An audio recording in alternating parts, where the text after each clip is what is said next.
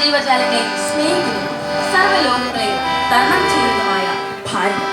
ആദ്യ കവി പാടി ജനനീ ജന്മഭൂമിശ്ച സ്വർഗാദപി ഗരീയസി. പെറ്റമ്മയിൽ പിറന്നാണ് സ്വർഗത്തെക്കാൾ ഉന്നതമാണ്. ഭാരതത്തിന്റെ അതിർത്തി കാക്കാൻ പോരാടി വീരമൃത്യു വരിച്ച ജവാന്മാരുടെ ധീര സ്മരണയ്ക്ക് മുമ്പിൽ ഒരുപിടി രക്തപുഷ്പങ്ങൾ മനസ്സർപ്പിച്ചുകൊണ്ട് ഞാൻ അവതരിപ്പിക്കുന്നു കാശ്മീരിന്റെ പുത്രി. അതെ, കാശ്മീരിന്റെ പുത്രി. ബലി നൽകി ഞാനെന്റെ കുഞ്ഞിനെ കാന്തനെ വലിയൊരാപത്തിൽ നിന്നെ രക്ഷിക്കാൻ, വലിയൊരാപത്തിൽ നിന്നെ രക്ഷിക്കാൻ. തീഹാർ ജില്ലയിൽ വിചാരണ കാട്ടുകഴിയുന്ന ഒരു സ്ത്രീയുടെ ആത്മരോധനമാണ് നാം ആ കേട്ടത്. അങ്ങ് ദൂരെ ഹിമോത്സാഹമുള്ള ഒരു കൊച്ചു സംസ്ഥാനം. ഭാരതത്തിൽ ലഭിച്ച വരദാനം പോലെ മനോഹരി സഞ്ചാരികളുടെ സ്വർഗം, അതാണ് കാശ്മീർ. മഞ്ഞു പുതയ്ക്കും മാമലകൾ, കുണുങ്ങിയൊഴുകും പുഴകൾ, നിത്യവസന്ത സുഹാസിതയല്ലോ സ്വപ്നറാണി കാശ്മീർ. മഞ്ഞു പുതയ്ക്കും മാമലകൾ, കുണുങ്ങിയൊഴുകും പുഴകൾ, നിത്യവസന്ത സുഹാസിതയല്ലോ സ്വപ്നറാണി കാശ്മീർ, സ്വപ്നറാണി കാശ്മീർ. അത് പണ്ടത്തെ കഥ. ഉടവുടവയ്ക്ക് തീപിടിച്ച ഒരു ഗ്രാമബാലികയാണ് ഇനി അതിർത്തി സംസ്ഥാനം. താഴ്വരയാകെ അസ്വസ്ഥതയുടെ ശവനാരിപ്പൂക്കൾ. കരിഞ്ഞു നാരും മാംസച്ചീളുകൾ, ചരഞ്ഞരഞ്ഞ ജടങ്ങൾ, ഭയം വിഴുങ്ങിയ കുടിലുകളെന്നും വിധ്വംസകരുടെ വിളയാട്ടം, വിധ്വംസകരുടെ വിളയാട്ടം. ഇന്ത്യയിൽ നിന്ന് അതിർത്തി സംസ്ഥാനം മുറിച്ചു മാറ്റാൻ അയൽ രാജ്യം പല കുതന്ത്രങ്ങളും ആവിഷ്കരിക്കുകയാണ്. സാമൂഹിക ജീവിതത്തിന്റെ സിരാപടലങ്ങളിൽ ഭയത്തിന്റെയും അസ്വസ്ഥതയുടെയും തണുത്ത വിഷബീജങ്ങൾ അരച്ചു കയറി എങ്ങും കർഫ്യൂ. എന്നാൽ ഭയത്തിന്റെ പുറത്തോട് വിളിച്ച് ചില ഒറ്റപ്പെട ശബ്ദങ്ങൾ കേൾക്കാനുണ്ട്. ഒടിയൊളിക്കുവാൻ പാടില്ല മക്കളെ, പിടിച്ചിരിക്കല്ലേ, നാടിനെ വെട്ടി മുറിക്കാൻ വരുന്നോരെ പിടിച്ചൊളിക്കല്ലേ. ഒടിയൊളിക്കുവാൻ പാടില്ല മക്കളെ, പിടിച്ചിരിക്കല്ലേ, നാടിനെ വെട്ടി മുറിക്കാൻ വരുന്നോരെ പിടിച്ചൊളിക്കല്ലേ, നാടിനെ വെട്ടി മുറിക്കാൻ വരുന്നോരെ പിടിച്ചൊളിക്കല്ലേ. മൗലവി അബ്ബാസ് അഹമ്മദ് ഇന്ത്യയോടും ഇന്ത്യൻ സാംസ്കാരിക പാരമ്പര്യങ്ങളോടും തികഞ്ഞ സ്നേഹാനുഭൂതിയുള്ള ഒരു രാജ്യസ്നേഹി. മഹല്ലോറും സഞ്ചരിച്ച് ഭീകരരെ എതിർക്കാൻ അദ്ദേഹം ജനങ്ങൾക്ക് ധൈര്യം പകർന്നു. ദൈവത്തിൻ സൃഷ്ടികൾ നമ്മൾ, നമ്മളീ നാടിന്റെ മക്കൾ, ഹിന്ദു മുസൽമാൻ ക്രിസ്ത്യാനി പാർസിക ഏവരും ഇന്ത്യക്കാർ, നമ്മളേവരും ഇന്ത്യക്കാർ. മൗലവി വിളിച്ചു പറയും, ഈ തോന്നിയാസം ഇവിടെ വെച്ച് അവസാനിപ്പിക്കണം, ഇല്ലെങ്കിൽ നാം വലിയ വിൽ നൽകേണ്ടി വരും. പക്ഷെ സഹൃദയരെ, ആ വലിയ വിൽ നൽകേണ്ടി വന്നത് ആ വൃദ്ധൻ തന്നെയായിരുന്നു. രാജദ്രോഹികളായ കൈകളാൽ ആ ധീരദേശാഭിമാനി മൃഗമായി കൊല്ലപ്പെട്ടു. കർഫ്യൂ ലഭിച്ച പ്രഭാതം, ഒരു കമ്പളം ദൂരെ മാറ്റി ഭൂമി കോരിത്തരിച്ചു പ്രഭാതമായി. ഒരു കമ്പളം ദൂരെ മാറ്റി ഭൂമി കോരിത്തരിച്ചു പ്രഭാതമായി.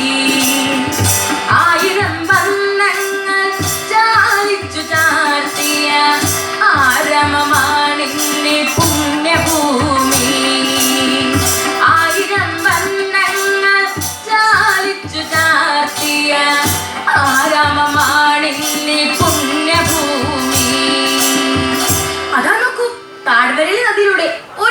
തുഴഞ്ഞു വരുന്നു.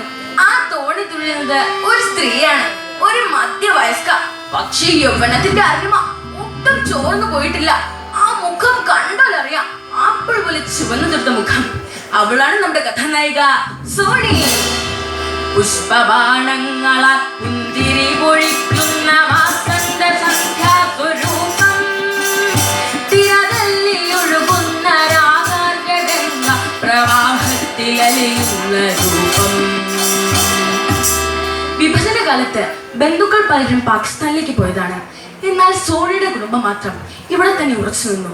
ഒരു പക്ഷേ അന്ന് പാടിക്കേട്ട ആ അനശ്വര ഗാനത്തിന്റെ സ്വാധീനമാക്കാം.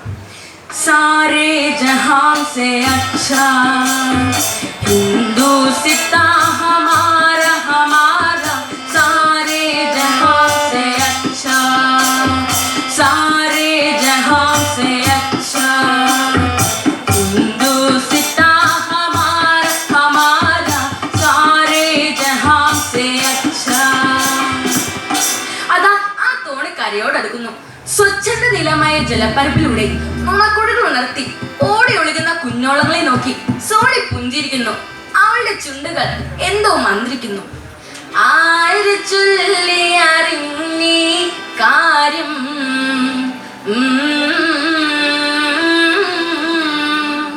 ശ്രദ്ധിച്ചാൽ നമുക്കും കേൾക്കാം. ആര് ചൊല്ലി അറിഞ്ഞീ കാര്യം, ആരു വന്നു പറഞ്ഞു, പോയ രാത്രിയിലെന്തിയ തോഴൻ വന്നു ചേർന്നല്ലോ, ഇന്നലെ വന്നു ചേർന്നല്ലോ.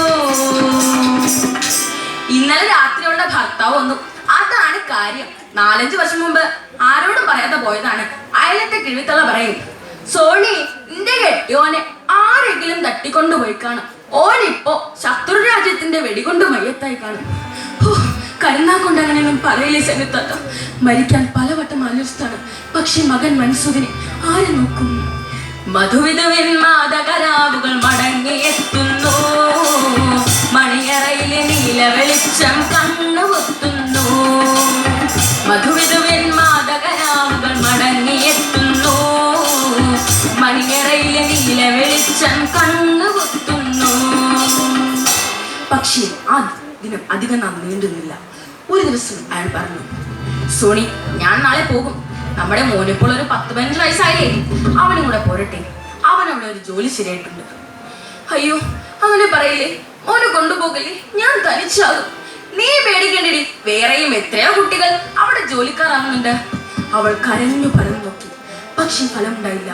പിറ്റേ ദിവസം പുലർച്ചെ അവർ രണ്ടുപേരും യാത്രയായി. ശുഭയാത്ര ചൊല്ലാൻ വിതുമ്പിയ വാക്കുകൾ വിറയാർന്ന ചുണ്ടിലൊതുക്കി, വിറയാർന്ന ചുണ്ടിലൊതുക്കി. തന്റെ പൊന്നോമൻ മകനെ കൈപിടിച്ച് തന്റെ ഭർത്താവ് ഇറങ്ങിപ്പോകുന്നത് നോക്കി നിൽക്കാനേ ആ അമ്മയ്ക്ക് കഴിഞ്ഞുള്ളൂ. വിറയാർന്ന കൈകൾ ഉയർത്തുവാൻ വയ്യാതെ ഇടനെഞ്ചിലിന്നവൾ തേങ്ങി, അവൾ തേങ്ങി. ദുഃഖം സഹിക്കാനാവാതെ സോണി വീട്ടിൽ നിന്ന് പുറത്തിറങ്ങിയില്ല. തേങ്ങൽ അകറ്റാൻ അവൾക്ക് കഴിഞ്ഞില്ല. ദിവസങ്ങൾ കടന്നുപോയി. ഒരു ദിവസം ആരോ വാതിൽ മുട്ടുന്നു. പുറത്തുണ്ട് അപരിചിതർ. നിങ്ങൾ ആരാണ്? ഞങ്ങൾ രഹസ്യാന്വേഷണ പോലീസ് ഉദ്യോഗസ്ഥന്മാരാണ്. ഞങ്ങൾക്കറിയുന്നത് യാസർ മുഹമ്മദ് മാലിക് എന്ന ആളെ പറ്റിയാണ്. അയാൾ എപ്പോൾ വന്നു, എവിടെ പോയി, ആരെല്ലാം കൊണ്ട് കൂട്ടത്തിൽ. നിങ്ങൾക്ക് തെറ്റിയതാവാം, അങ്ങനെ ഒരാൾ ഇവിടെ ഇല്ല. ഇല്ല, ഞങ്ങൾ ഒട്ടും തെറ്റിയിട്ടില്ല. നിങ്ങൾ അയാളെ അറിയും. മൗലവിയെ കൊന്ന ചാരസംഘത്തിന്റെ ഏജന്റാണ് അയാൾ. അവർ ഒരു ഫോട്ടോ നീട്ടി. നിങ്ങളെ ഫോട്ടോ നോക്കൂ. അവൾ ആ ഫോട്ടോ നോക്കി. എന്ത്, എന്റെ മകന്റെ പാപ്പ? അതേ സഹോദരി, 4-5 വർഷമായി ഇയാൾ ശത്രു രാജ്യത്തിന്റെ ചാരപ്രവൃത്തിയിൽ ഏർപ്പെട്ടിരിക്കുകയാണ്. രഹസ്യാന്വേഷണ പോലീസ് ഉദ്യോഗസ്ഥന്മാർ സോണിയുടെ വീട് മുഴുവൻ അരിച്ചു പറക്കി തിരിച്ചു. തന്റെ പൊന്നോമന മകനെ പറ്റി മാത്രമായിരുന്നു ആ അമ്മയുടെ ചിന്ത. ആ ഹൃദയം മകനെ തേടി അലഞ്ഞു. അങ്ങ് ദൂരെ ആനന്ദനഗരിയിൽ ആപ്പിൾ വിളയും ശ്രീനഗരിൽ അലഞ്ഞലഞ്ഞു നടന്നു സോണി അരുമ മകനെ തേടി, അരുമ മകനെ തേടി. പക്ഷെ ഫലമുണ്ടായില്ല. ദിവസങ്ങൾ കടന്നുപോയി. ഒരു ദിവസം സോണിയുടെ വീടിന് മുമ്പിൽ ഒരു കവചിത വാഹനം വന്നു. പോലീസ് കമ്മീഷണർ മുൻപിൽ നിൽക്കുന്നു. സോണി, നിനക്ക് നിന്റെ മോനെ കാണണ്ടേ? വേണം, എനിക്ക് എന്റെ മോനെ കാണണം. എന്റെ മോനെ വിളി. ഞങ്ങൾ അവസരം ഉണ്ടാക്കി തരാം. പക്ഷെ നീ ഞങ്ങൾക്കൊരു ഉപകാരം ചെയ്യണം. നിന്റെ ഭർത്താവും മകനും ഇപ്പോൾ ഒരു ഉപരോധിക്കപ്പെട്ട ദേവാലയത്തിലുണ്ട്. ഒരു കൂട്ട ആത്മഹത്യയിലൂടെ സഹതാപം നേടിയെടുക്കാനാണ് നിന്റെ ഭർത്താവിന്റെ ശ്രമം.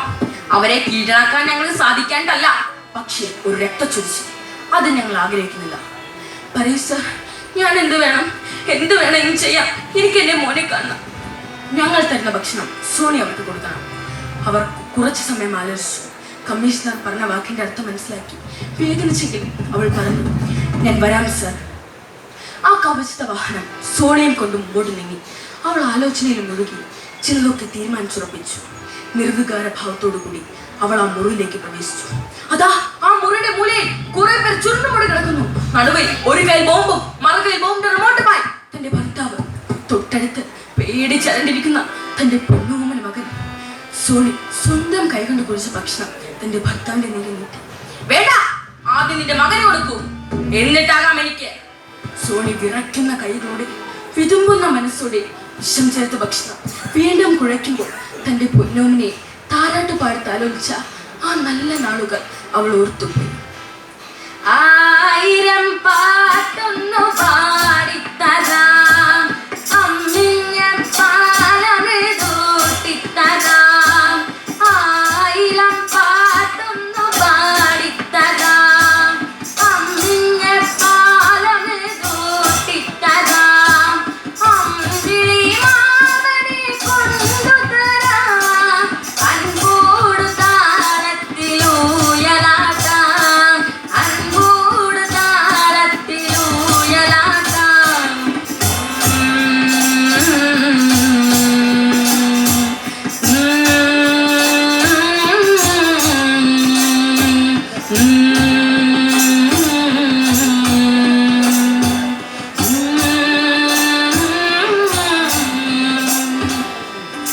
താരാട്ട് പാടുത്താലോചിച്ച ഈ കൈകൊണ്ട് തന്നെ വേണ്ടിയൊന്നും ഈശ്വര.